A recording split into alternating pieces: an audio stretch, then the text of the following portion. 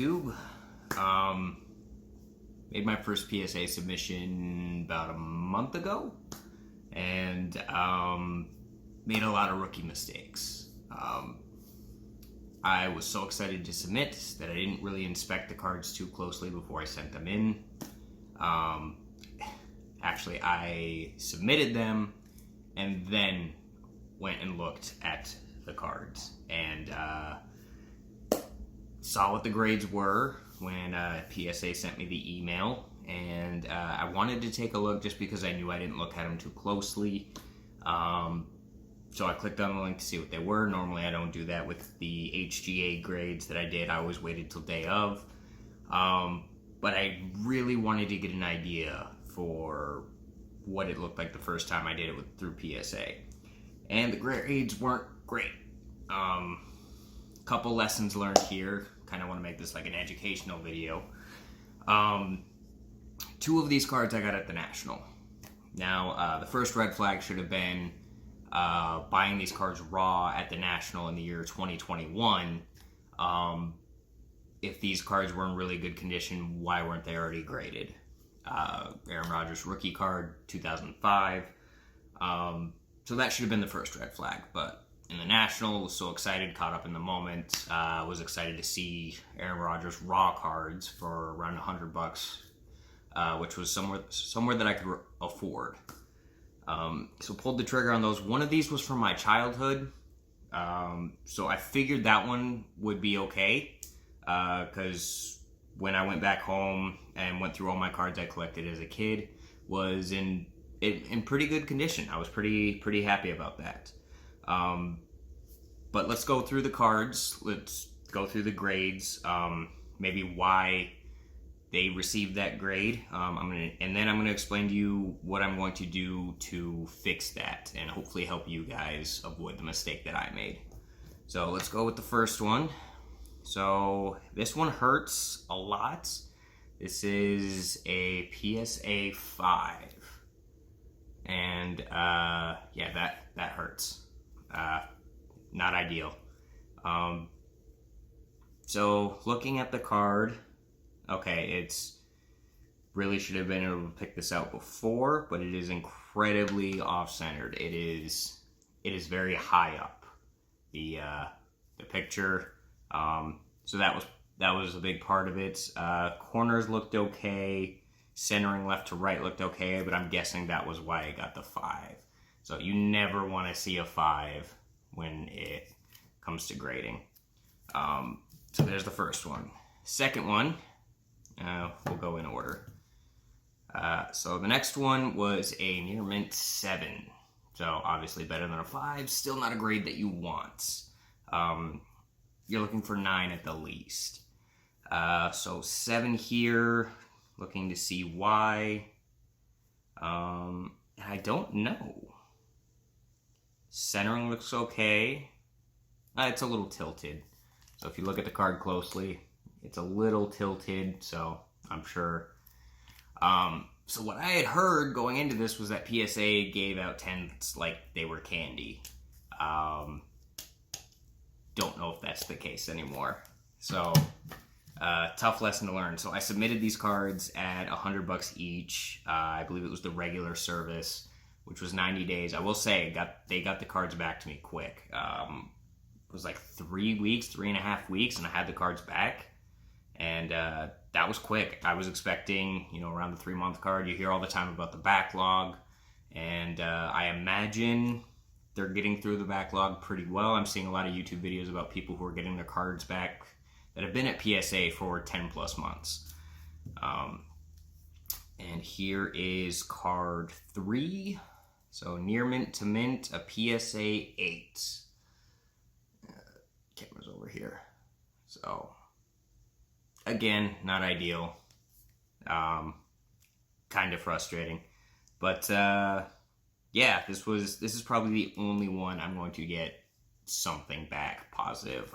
Overall, this was a loss for me.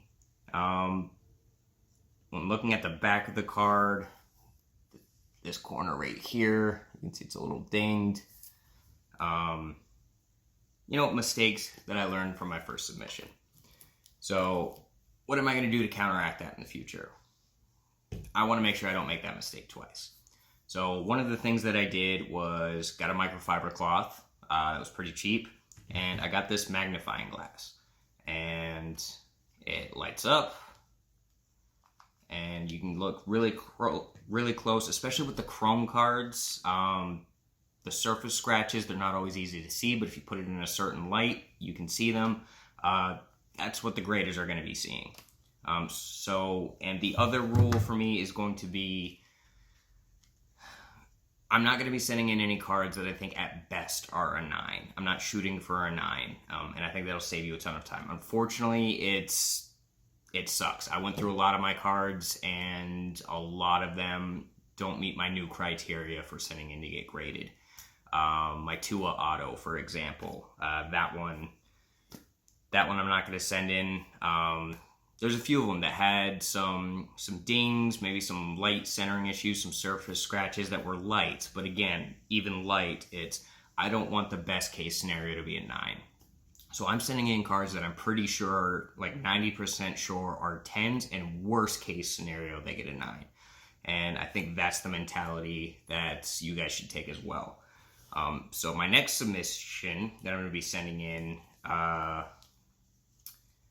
once I have the means, that'll be in a couple weeks. So these are some of the cards that I'm going to be sending in.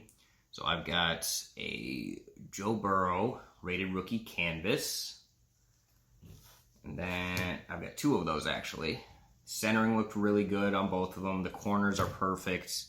I got one of these at a local card show in February 2021. And one of these I pulled.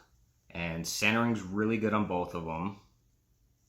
And corners are really good, so I'm expecting 10s back on those.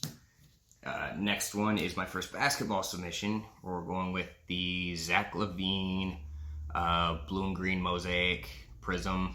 And I got this from eBay, so it'll be interesting to see how that one turns out. Corners look good on this one. Centering looks good. With magnifying glass, I wasn't able to see any surface scratches. Zach he's not that top player that you're looking for, so I can reasonably understand why this card may not have been sent in to get graded. So that passes that test as well. Next is Super Bowl champ Matthew Stafford, his 2009 Topps base. Got this at the National for $15 and looking to get a serious return on my investment here. Stafford's career with the Lions wasn't going great, so again, I can understand why this one hadn't been sent in to get graded. It's his Topps base, not his Topps chrome, so I can justify why the seller wouldn't have graded that. And then this one was pulled pack fresh from our last video, our boombox video. We got our Mosaic Red Trey Lance rookie. So I didn't realize it at the time, but I went and looked it up afterwards, and these cards raw are going for $130. Now I'm sure that'll dip a bit once Optic comes out, Prism, Select, but right now this is probably one of the top rookie cards for Trey Lance, if not probably the top rookie card. I'm a big believer in Trey Lance. I've said that on the channel a few times.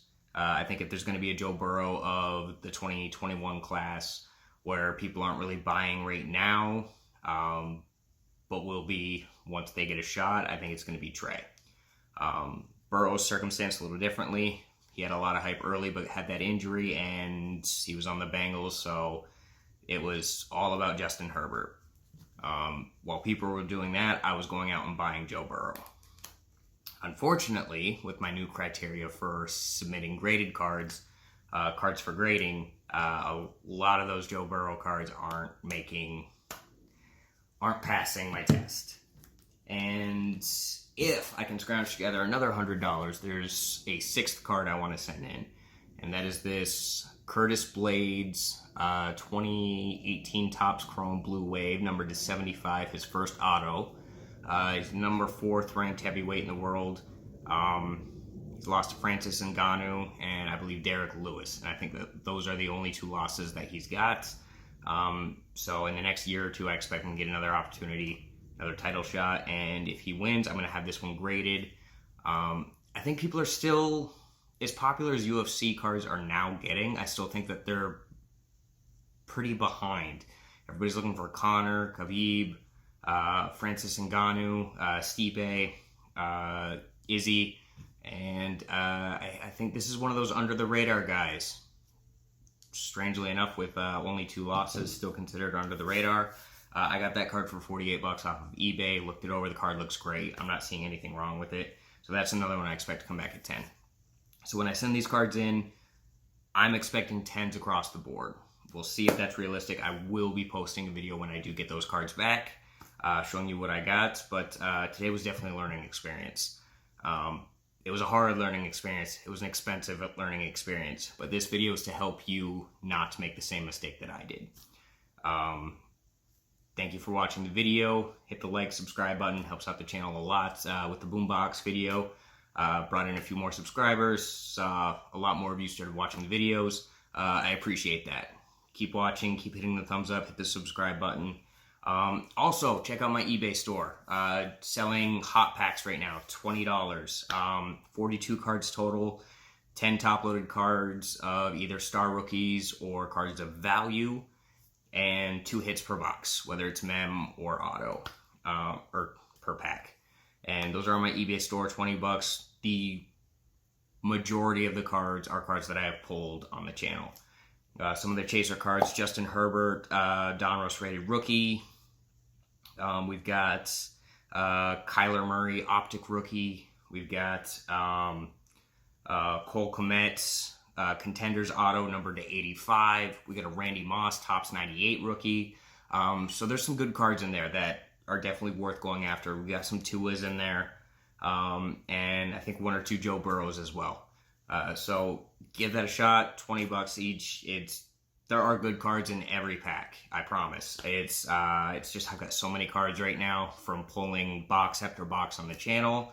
I got to unload some of them, and this was the best way I could think of. Yeah, go check that out. Purchase a couple if you'd like. Definitely hit the thumbs up button. The subscribe button helps out the channel so much. Definitely want to keep contributing to this hobby and bringing you guys more exciting videos. So thanks again, everybody. Stay safe, and as always, I'll see you next week.